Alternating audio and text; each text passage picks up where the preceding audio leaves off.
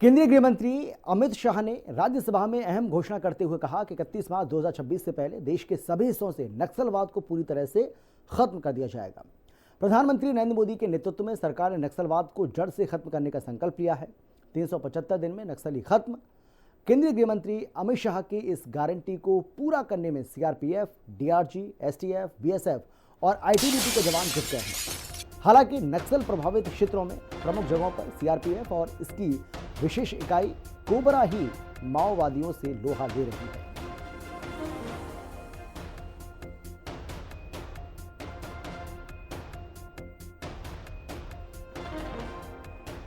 तो एक भी नक्सली जिंदा नहीं बचेगा, एक भी नक्सली को जिंदा नहीं छोड़ेंगे, ये कहा है आज सदन के अंदर, संसद के अंदर केंद्रीय गृह मंत्री अमित शाह ने। तो उनकी ओर से ये बड़ा ऐलान किया गया।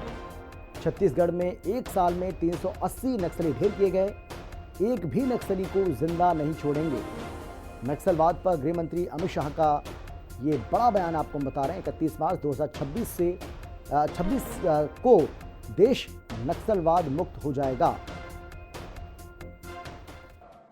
मैं सबसे पहले एक बात इस सदन में जिम्मेदारी के साथ बताना चाहता हूं। 21 मार्च 2026 को इस देश से नक्सलवाद समाप्त। और मैं जो बोल रहा हूं इसके पीछे नरेंद्र मोदी सरकार के 10 साल का परिश्रम, बारीक आयोजन, इनकी विकास की भूख संतोषने के लिए किए गए प्लानिंग और पैसों का आवंटन है। और सुरक्षा ग्रिड को एक भी जगह गैप न रह जाए, इस तरह से हमने पुख्ता किया है। यही छत्तीसगढ़ था, यही पुलिस थी, यही सीआरपीएफ थी, यही भारत सरकार थी। सिर्फ वहां सरकार कांग्रेस की थी। भाजपा सरकार आई, एक ही साल के अंदर 2619 नक्सलियों की फौज या तो सरेंडर कर गई, या तो अरेस्ट हुई, या तो मारी गई। ये अप्रोच का सवाल है मान्यवर। सुरक्षा की ग्रिड मजबूत करने का सवाल। कांग्रेस के शासन में कुल 2014 तक 66 फोर्टिफाइड पुलिस स्टेशन थे, इसमें से 32 अटल जी की सरकार में हुए थे। और मोदी सरकार ने 10 वर्ष में 66 के बनाम 612 फोर्टिफाइड पुलिस स्टेशन बनाए। मोस्ट इफेक्टेड नक्सल जिले, इसकी एक व्याख्या है, कांग्रेस ने ही बनाई, हमने स्वीकारी। 2014 में 126 थे, अब उसमें से 12 बचे हैं। और मैं कह चुका हूं 31 मार्च 26 को मैं शून्य लेकर यहां हूं। तो 20 सालों में 2344 जवानों ने अपनी जान गंवाई है।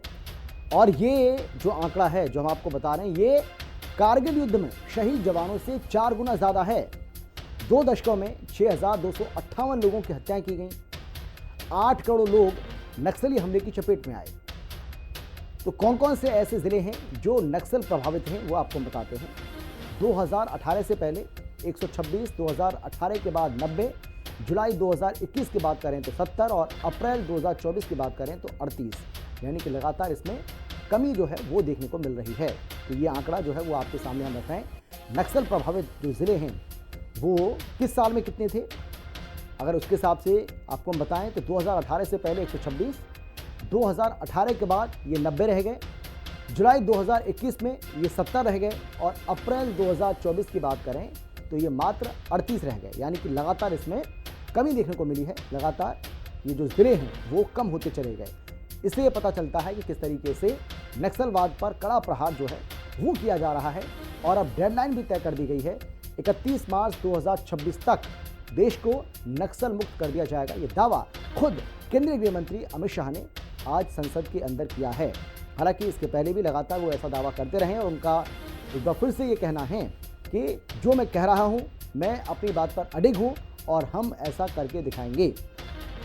हालांकि इस दौरान वो कांग्रेस का जिक्र करना नहीं भूले और उन्होंने कहा कि कांग्रेस के समय में हमने देखा किस तरीके से तमाम जो नक्सली घटनाएं वो होती थी, और अब इस पर किस तरीके से लगाम लगी है, ये इस बात का सबूत है कि अगर इच्छा शक्ति हो और दृढ़ इच्छा हो तो आप कोई भी काम कर सकते हैं, कोई भी काम असंभव नहीं है।